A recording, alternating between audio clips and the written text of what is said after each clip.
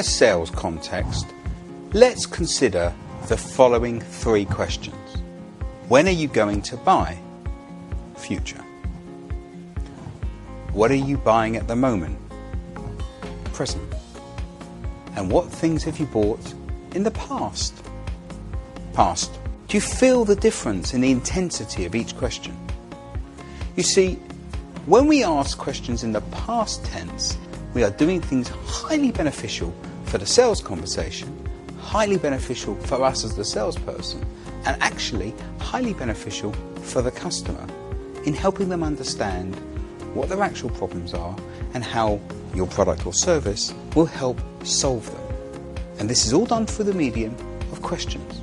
So the first benefit, when you talk to a customer about what they've bought in the past or what decisions they've made in the past, they're more comfortable talking about past spending habits, past purchases, past decisions.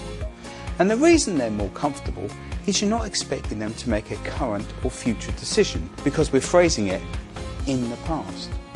In psychology, people are generally happier to talk about past events because they have recall as opposed to having to create future situations or think about what's going on at the moment. Now obviously, when talking to people in the past in psychology, if they have traumas, then they may find it harder to talk about. But we're not actually talking about psychology. What we're talking about is commercial business. Now, if in the past they've had traumatic experiences, you can help them talk about it and look at understanding new ways to develop things going forward, as opposed to saying, what do you want to do in the future? Because even if you talk about the future, they're going to have to access the past to think about how they want to act in the future.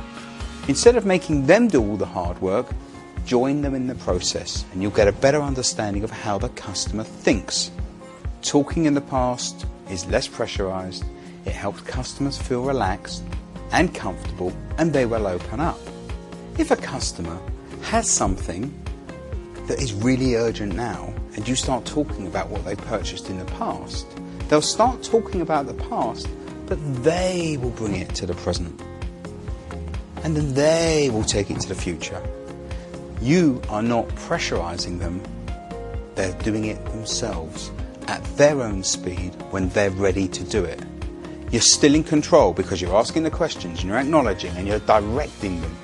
You're helping them understand what they've done in the past, you're helping them understand what's going on now, and you're helping them come up with a solution that will hopefully involve your product or service, if it's right for the customer, in the future. And that is how to sell. And that is what the natural born salesperson does, naturally. And that's how you can change how you sell and to become a sales legend. Let's look at the sales wheel in more detail.